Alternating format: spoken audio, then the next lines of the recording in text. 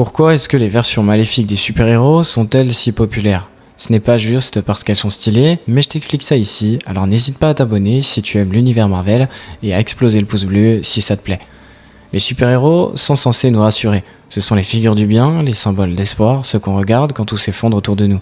Mais que se passe-t-il quand ces figures craquent, quand elles abandonnent leurs principes, quand celui qui nous veut nous protéger devient notre pire cauchemar? C'est là qu'interviennent les versions dark, maléfiques ou corrompues des héros qu'on admire, et ce phénomène, on le voit partout. Spider-Man et son costume noir, Superman dans Injustice, Doctor Strange dévoré par sa propre obsession, Flash et son double démoniaque, et bien sûr Omni-Man dans Invincible, mais ça c'est que des exemples.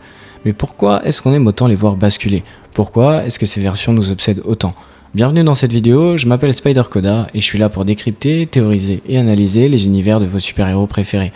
Alors accrochez-vous, installez-vous confortablement et surtout n'hésitez pas à liker et à vous abonner parce qu'on part pour explorer le côté sombre des super-héros.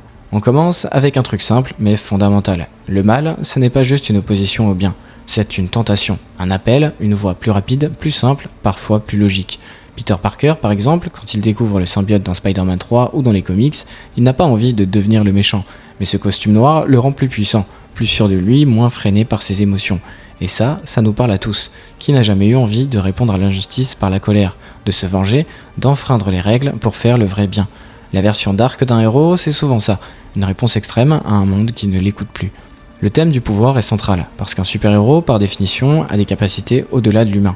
Et ce pouvoir, s'il n'est pas encadré par une morale solide, peut devenir une arme de destruction massive. Superman, dans Injustice, ce n'est pas un super-vilain, c'est un homme brisé, il a perdu Lois Lane, son enfant, sa ville, et il a décidé que plus jamais ça n'arriverait. Mais au lieu de protéger, il contrôle, et au lieu d'inspirer, il impose. Et ce basculement, on l'a très bien vu aussi dans des séries comme The Boys. Homelander, c'est Superman sans humanité. Il sourit, il sauve, mais il est vide à l'intérieur. Et ça le rend terrifiant. Ces personnages nous forcent à nous poser une question dérangeante. Si j'avais ce pouvoir, est-ce que je ferais mieux? Le vrai combat dans ces histoires, il n'est pas contre un ennemi extérieur, il est intérieur. Doctor Strange, par exemple, dans What If, est obsédé par une seule chose, sauver Christine. Et plus il cherche à la ramener, plus il s'enfonce dans les ténèbres. Il absorbe des démons, manipule le temps, détruit l'équilibre de l'univers pour finalement perdre tout ce qu'il était. Ce n'est pas juste triste, c'est tragique. Parce que ce n'est pas une version bizarre de Strange, c'est lui mais dans une autre circonstance. Et c'est ça qui nous fascine, l'idée que chaque héros est à un choix près de devenir son propre ennemi. Ces versions dark sont en réalité des miroirs.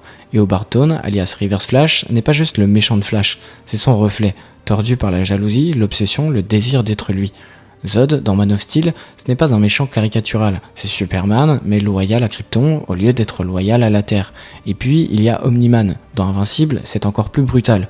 On commence en pensant qu'il est un père aimant, un protecteur, et puis on découvre que tout était une façade. Il a élevé son fils dans le mensonge, il voit les humains comme des insectes, et pourtant, il hésite, il pleure et il doute aussi. Omni-Man est monstrueux, mais pas inhumain. Et ça, c'est encore plus flippant, parce que ça nous montre que même les monstres ont des raisons. On va pas se mentir, les versions dark ont aussi un style de fou. Le costume noir de Spider-Man, les yeux rouges de Superman, la cape fractale de Dark Strange, tout dans leur posture, leur voix, leur regard nous dit « je suis puissant et je ne suis pas là pour protéger ». C'est une esthétique magnétique. C'est beau mais inquiétant et c'est libérateur, parce que ces personnages brisent les codes, parlent sans filtre, agissent sans retenue. Et parfois, on aimerait aussi faire pareil, juste une fois. Le multivers a permis à la fiction super-héroïque d'aller encore plus loin. Maintenant, on peut explorer toutes les versions possibles d'un même héros. Dans Across the Spider-Verse, on voit un Miles qui doute, un Miguel O'Hara rongé par la douleur, des dizaines de Spider-Man qui ont chacun une histoire tragique.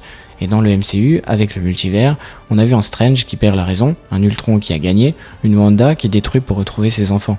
Ces versions ne sont pas là juste pour faire différent, elles servent à explorer les routes non prises, ce qu'on aurait pu devenir, ce qu'on aurait pu perdre et ce qu'on pourrait encore devenir. En conclusion, alors pourquoi on aime tant ces versions sombres? Parce qu'elles sont plus que des alternatives, elles sont des avertissements, des confessions, des reflets de nous-mêmes. Elles nous rappellent que personne n'est à l'abri, que même les meilleurs peuvent tomber, mais aussi que même dans la chute, il y a du sens, il y a un choix, il y a une humanité qui survit. Et ça, c'est la plus grande leçon de toutes. Alors dis-moi, quelle version dark t'a la plus marqué? Et si tu as kiffé cette analyse, pense à t'abonner, liker et partager, parce qu'ici on explore les héros dans toute leur complexité.